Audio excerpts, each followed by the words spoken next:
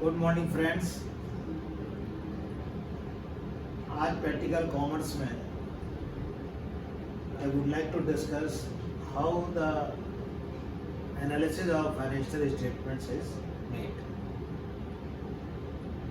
किसी भी कंपनी के बारे में अगर हमको उसकी अंदरूनी जानकारी चाहिए, अंदरूनी जानकारी किस सेंस में कि कंपनी की फाइनेंशियल पोजीशन क्या है,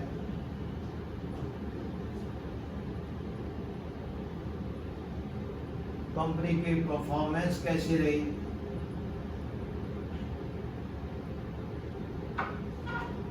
और कंपनी की कैश सॉल्वेंसी स्टेटस क्या है।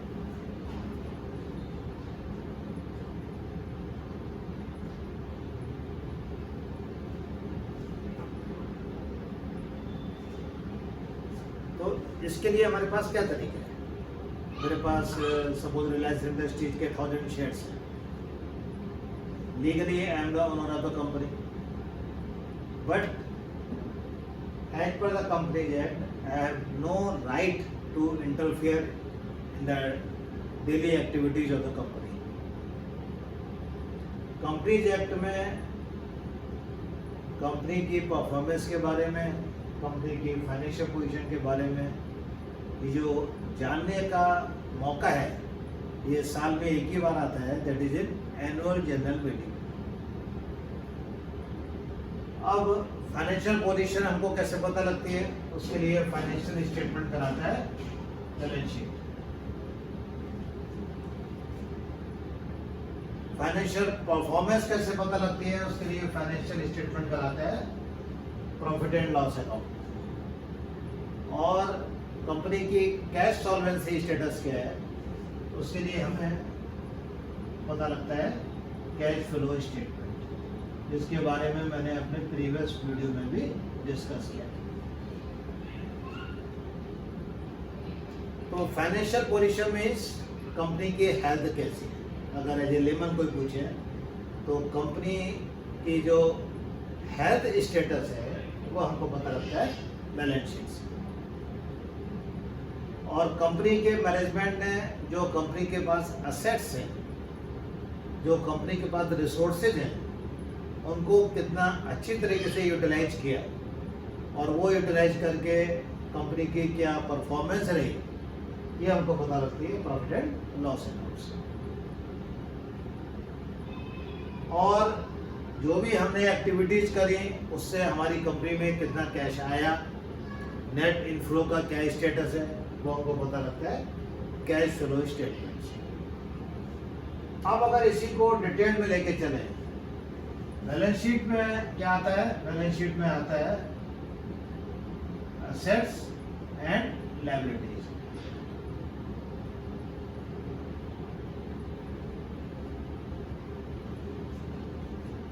और इस लायबिलिटीज को फर्दर अनडिवाइड कर देते हैं एक ओनर्स इक्विटी।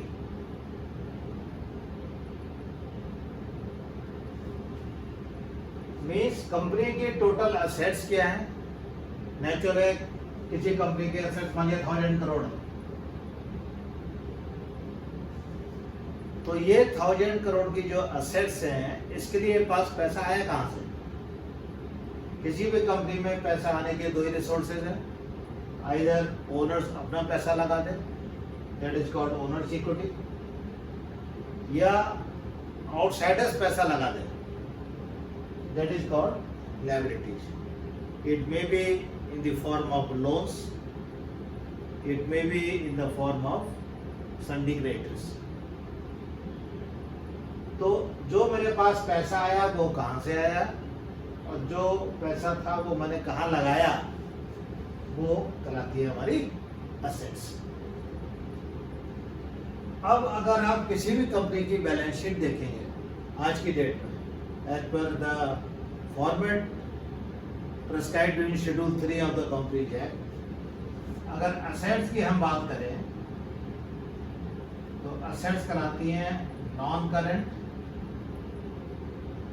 और करंट असेट्स। ऐसी जो हमारी लायबिलिटीज हैं वो कहलाती है नॉन करंट और करंट लायबिलिटीज। क्वेश्चन अराइज होता है कि दोनों में डिफरेंस क्या है।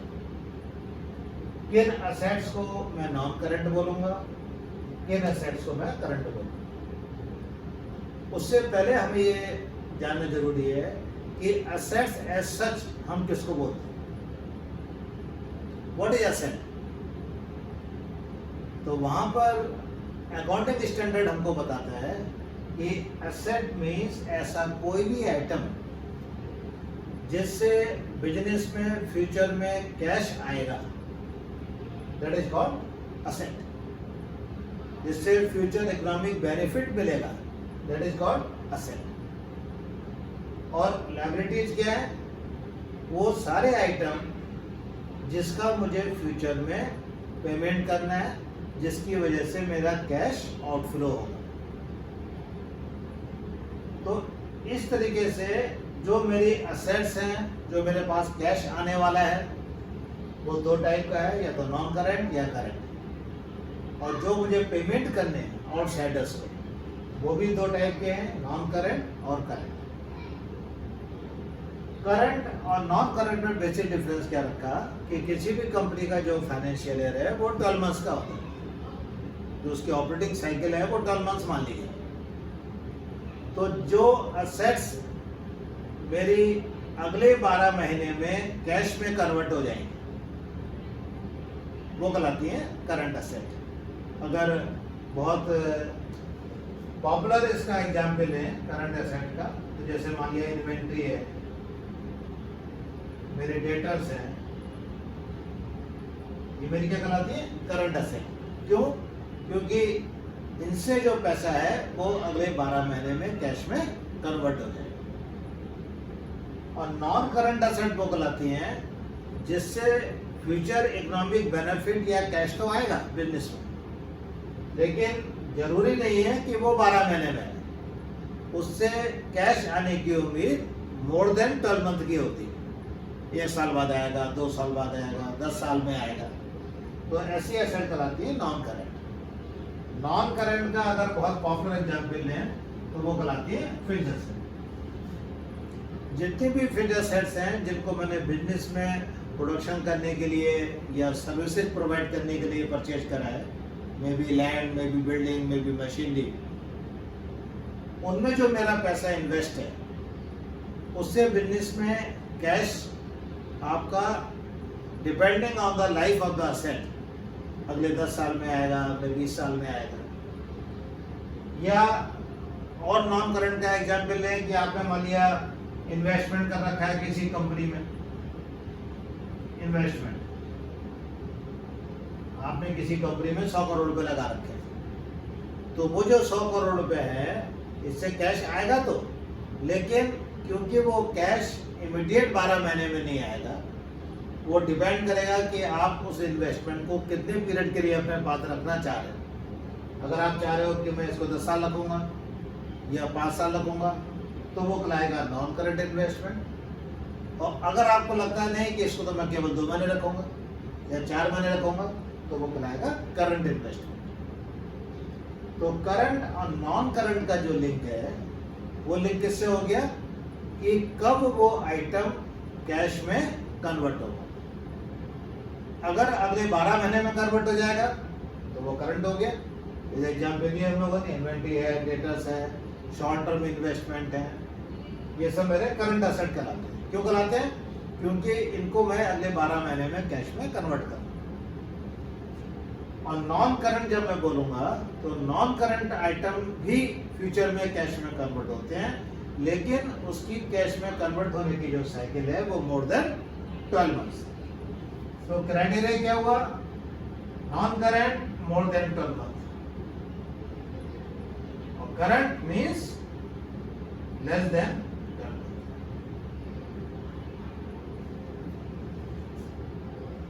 सेम वे में नॉन करंट लायबिलिटी और current liability. Current liability means जिसका मैं पेमेंट 12 महीने से पहले कर दूंगा, सन्डी क्रेडिटर्स है, शॉर्ट टर्म बारोइंग है। और नॉन करंट लायबिलिटी मीन्स जिसका बिजनेस को पेमेंट तो करना है लेकिन वो पेमेंट मोर देन 12 मंथ में करा।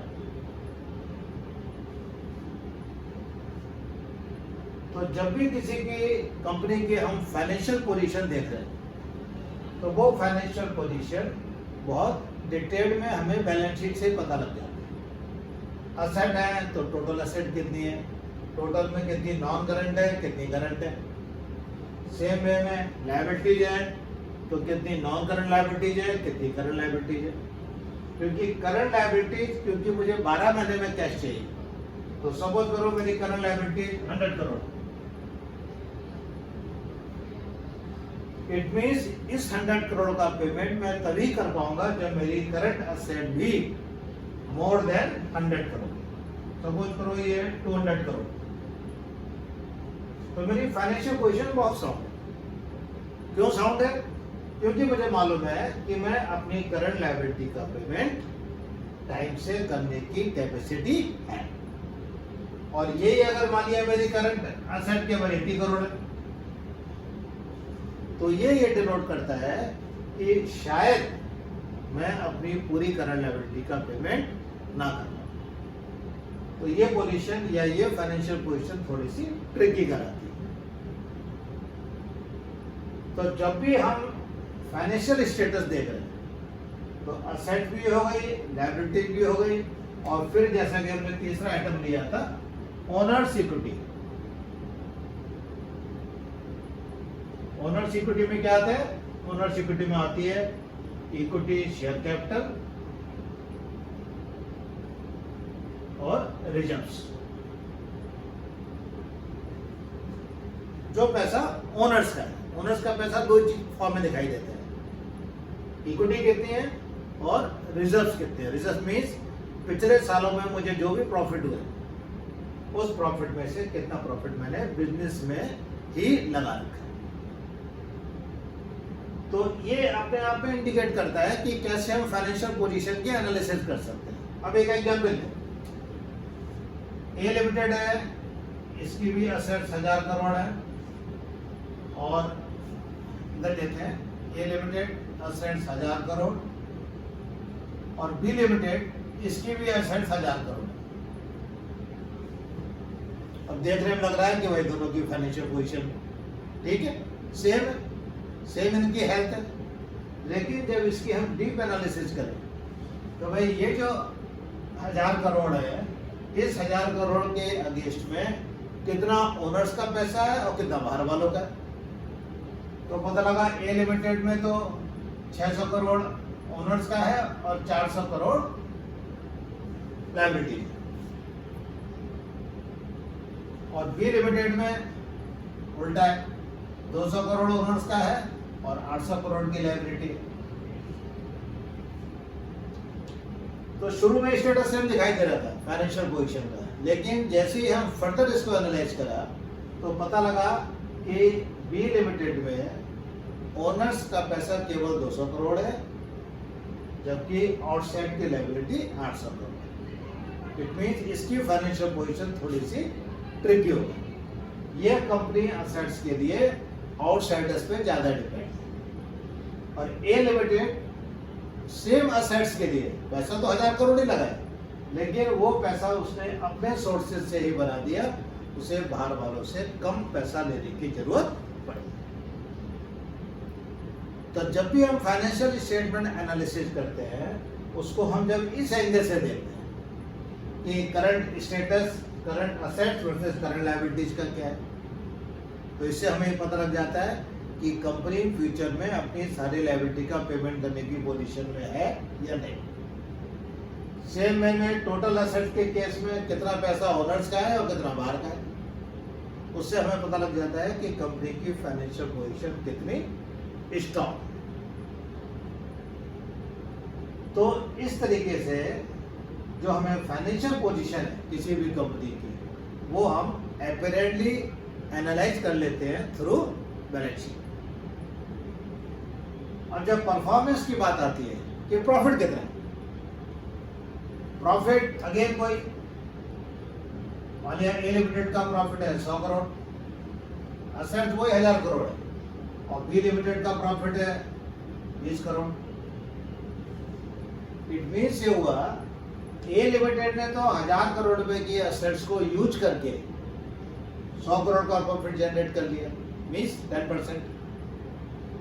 और जो बी लिमिटेड है उसने भी 1000 करोड़ की एसेट लगाई, लेकिन प्रॉफिट जनरेट करा केवल 20 करोड़, जबकि बिजनेस दोनों का सेम है। समझ करो दोनों की शुगर व्यक्ति है। इट मीन्स ये हुआ कि जो बी लिमिटेड का मैनेजमेंट है वो असेट्स को प्रॉपरली यूटिलाइज नहीं कर पाया इन कंपैरिजन टू जो ए लिमिटेड के मैनेजमेंट ने यूटिलाइज किया। तो ये चीज की परफॉर्मेंस कैसी रही, असेट्स का यूटिलाइजेशन कैसा रहा, ये कहां से पता लगा हमको? प्रॉफिट एंड लॉस अकाउंट से। तो जब भी हम financial analysis year two year करते हैं या ए लिमिटेड की बी लिमिटेड से करते हैं, वहां पर हमें परफॉर्मेंस इस तरीके से एनालाइज करते हैं।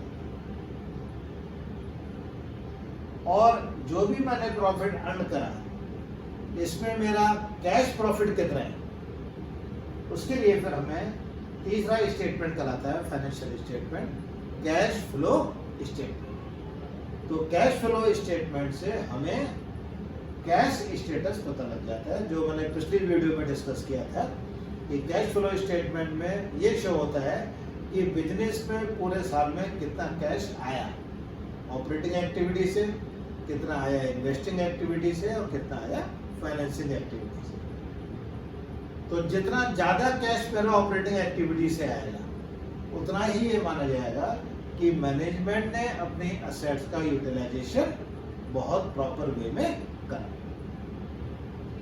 क्योंकि कैश मुझे समझ करो बिजनेस में 100 करोड़ रुपए लाने, तो 100 करोड़ लाने हैं तरीका तो है कि मैं अपने प्रोडक्शन करूं, सेल करूं, उससे पैसा रिलाइज नेट प्रॉफिट 100 करोड़ का हो वो भी कैश में। और एक तरीका है कि मैं 100 करोड़ का लोन ले लिया बैंक से, दोनों केस में मेरा बैंक बैलेंस 100 करोड़ बढ़ गया, लेकिन एक बड़ा परफॉर्मेंस की वजह से और एक बड़ा लोन लेने की वजह से। तो नेचुरल है किसकी परफॉर्मेंस अच्छी मानी जाएगी, जिसका कैश इनफ्लो प्रॉफिट की वजह से बढ़ा हो, ना कि लोन लेने की वजह से। ये हमेशा ध्यान रखना चाहिए एक चीज हम लोगों को कि लोन लेना बुरा नहीं है। अब कई कंपनीज देखो जो हैवी लोन ले रखे, रिलायंस इटसेल्फ देख लो तो 80,000 1 लाख करोड़ रुपए का लोन होता है। बट देखने वाली बात क्या है कि कोई मान लिया, अगेन एग्जाम्पल लूंगा कि ए लिमिटेड ने लोन ले रखा है 1000 करोड़ और बी लिमिटेड ने लोन ले रखा है मान लिया 100 करोड़। बी लिमिटेड ने पॉलिसी बना रखी है कि हम कभी लोन नहीं लेंगे, और ए लिमिटेड करती है कि भाई मेरे पास बहुत अच्छे प्रोजेक्ट है जिसमें मुझे रिटर्न 30% तक का मिल सकता है, बैंक को मुझे लोन पे इंटरेस्ट पे करना है, समझ करो मैक्सिमम 12%। तो इस सिनेरियो में क्या हुआ, 12% हम बैंक को दे रहे हैं और 30% की अर्निंग कर रहे हैं। तो जो ए लिमिटेड का मैनेजमेंट है वो बिना अपना पैसा लगाए 18% का जो है रिटर्न उन्हें फ्री में मिल जाता है। बी लिमिटेड बहुत कंजर्वेटिव है, ये कहती है नहीं था हम तो रिस्क लेंगे नहीं, हम तो केवल कम से कम लोन लेंगे। तो इससे क्या होता है, जो बिजनेस में एक्स्ट्रा प्रॉफिट अर्न करने की अपॉर्चुनिटी है वो अपॉर्चुनिटी मिस हो जाती है।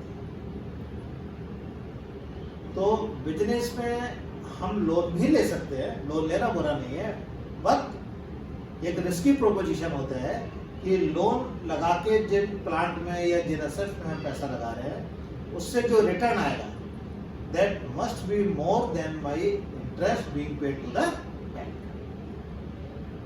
तो ये सब चीजें, ये सब एनालिसिस हमें किससे पता लग रही है, कितना पैसा लोन लिया, एपरेंटली उतना बुरा नहीं है अगर हम कंपैरिजन करें कि मेरी प्रॉफिटेबिलिटी क्या है, कितने % का मेरा जीपी आ रहा है, कितने % का मेरा नेट प्रॉफिट आ रहा है।